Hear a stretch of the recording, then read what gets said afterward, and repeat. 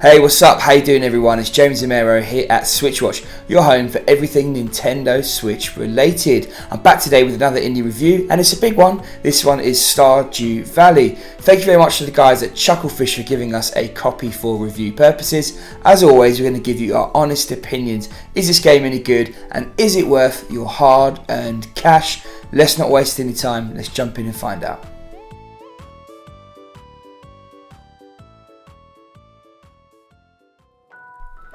The game starts with a moving cutscene. Your grandfather is on his deathbed and his last words to you are in the form of unforced advice. He leaves you a letter and asks you to open it when modern life breaks you down and you've had enough of it, as presumably he did once. Time skips forward and you see yourself in a bleak mega corporation, typing away alone in a cubicle when you've finally had enough. You've kept the letter in your work drawer and open it to find that you've inherited your grandfather's farm. You pack up, leave the rat race and move out, arriving in Pelican Town, Stardew Valley, where you find the farm in a terrible state. It's not much to look at right now. The neighbours greet you in, and at this point you're left to play the game as you see fit. The story from here on is quite subtle and non-intrusive. It develops in small touches. Being nice to your neighbours has them tell you a bit more about their life and what is happening with their friends and family. The town has lost some of its charm as a modern supermarket springs up and the village hall is left abandoned. You're not here as a hero passing through, but rather as someone settling in for the long haul, trying to find your place. The story unfolds over 3 in-game years, which equates to about 20 hours. After this much investment, you care about your new home, and the story does have you question the pace of your own life, or at least it did for me, and the effect of modern day living. It's very clever for what at first glance appears to be just a farming sim. What your objectives are and how deep your relationships get depend on how you play and what amount of effort you put into this aspect of the game.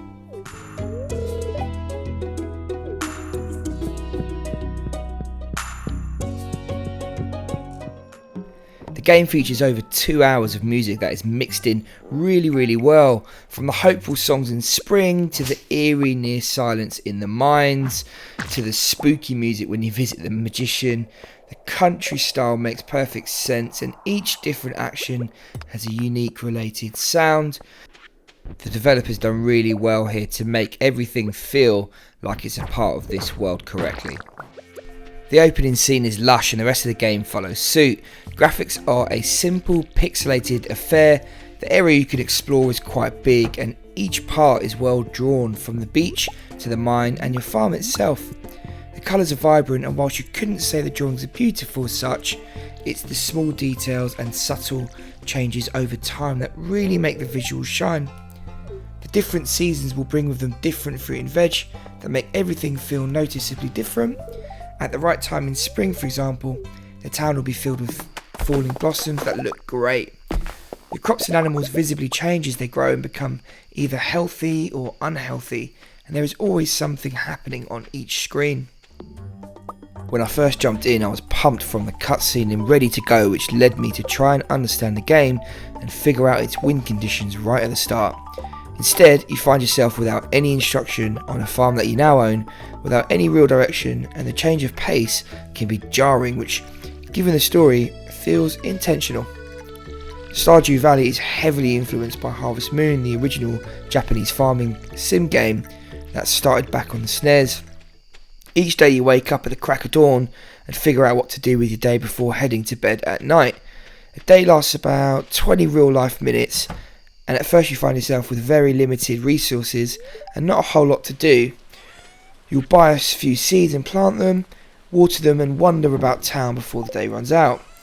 It took me about 30 days of a mix between boredom and intrigue before I got into the swing of things. Once I realised I was in this at my pace and started thinking of the farm as my own little space, things got much better. I found a few goals to work towards: get myself a chicken coop, go and dig up some copper ore and turn it into copper bars that I can use to improve my watering can, and fix that bridge that had me wondering what was over the other side. The character has a small energy bar that's consumed by performing tasks that resets every night. You can overexert yourself, but that will set you back and you'll be exhausted the next day, giving you real repercussions for overextending. Fixing the bridge early on cost me 400 wood, which took me a solid two in-game days to chop, but once I opened up the area, I managed to pick up coral daily, which bolstered my income. Once you open up the mine, you find yourself in a procedurally generated dungeon, killing monsters, finding loot and getting ever deeper, but again you'll find yourself running out of either daylight or energy. There are a lot of characters about town and you can form a relationship with each of them by chatting to them every day and offering them the odd gift here and there, which feels semi-random as you are not quite sure what the person will or won't like beforehand. At the local store you'll also find citizens posting requests for items or tasks that need doing in a certain amount of time, and doing so will improve your relationship with them and grant rewards. These are effectively the game's quests. If you choose to get closer, you'll find yourself heading towards romance and even marriage in the game, and with all of these possibilities you find yourself in more than just a farming sim. The game has RPG elements with the dungeon and even loot. It has a sim style relationship system and you have the freedom to perform any combination of tasks. The beauty of the gameplay is the balance between this relaxed sandbox game where you can pass the day fishing, mining, farming, forming relationships and many other tasks, whilst keeping the days short, making you feel like every minute counts. For example, if you plan to plant some seeds in the morning but didn't buy any from the shop, you'll have to walk over to town, wait until the shop opens at 9 AM, buy the seeds, head back to plant them after first turning the land and sowing the seeds and watering them. By the time you've done this, half the day will be gone. As you get further in, the possible complexity goes up and what had seemed to be a random bunch of tasks start to come together. If you invested in adventuring, you will have mined a bunch of copper which you can use to improve your tools. With these improved tools, you will take less energy and time to harvest plants and tend to your animals. This will give you time to gather more resources from which you can start to build artisan style mechanisms like a brewery to make the most out of the crops you've planted. The different seasons and elements add to the sense of being in a deep world.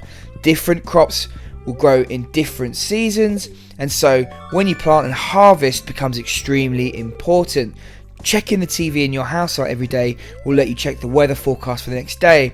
If you know rain is coming, for example, you won't need to plant your crops, so you might plan around this and build in some other activities. It's this slow progression and deep and intricate play without any clues that lures you in after the initial slow start and somehow draws you in further and further to this world, making you want to play just one more day.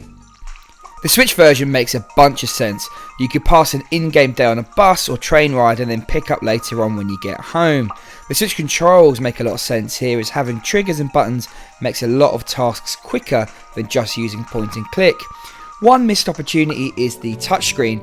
This wasn't used in game and it does feel like something would have been a really great addition to the game, so it's a shame it wasn't included. My other concern is the loading times. After each day the game saves whilst your character sleeps, and this can take a large amount of time, which is not ideal, although it's quite cleverly done as it does give you a break and doesn't break up whilst you're going around the map. At £10.99 in the UK and $14.99 in the US, you are really picking up a full-fledged game at a very reasonable indie price point. Even though the game has a natural story arc and conclusion, you can easily find yourself wanting to replay the game, and the Switch version adds in some different farm layouts that will change your experience, giving you added incentive to jump back in. Stardew Valley is a fascinating game that rewards your initial patience with it. The pace change is great and the developer has included an amazing amount of content here that all ties together and is balanced extremely well. It's a real labour of love, this one. I can easily see myself sinking over 50 hours with this game and enjoying every minute of it. Utilising the Switch touchscreen would have been welcome, and slow save games are a shame, but neither detracts from the overall experience too much. Excitingly, the developer has also announced a patch early next year that will include multiplayer, which seems awesome and will add to an already great game. Interestingly, this patch is coming first to the Switch, which kind of tells you that the developer sees the Switch version as probably the main one, the best version available of this. Overall then for me, this is a solid 9 out of 10, a spectacular game and one of the best on the Switch, especially when you consider the low price point. A massive thank you to all of our subscribers. You might want to check out our written review over at switchwatch.co.uk. For all of those who are new here, thanks very much for joining, and if you like what you see and want to stay up to date with all the latest Switch content, you might want to consider subscribing. We'd love to have you on board. Thanks a lot, take care.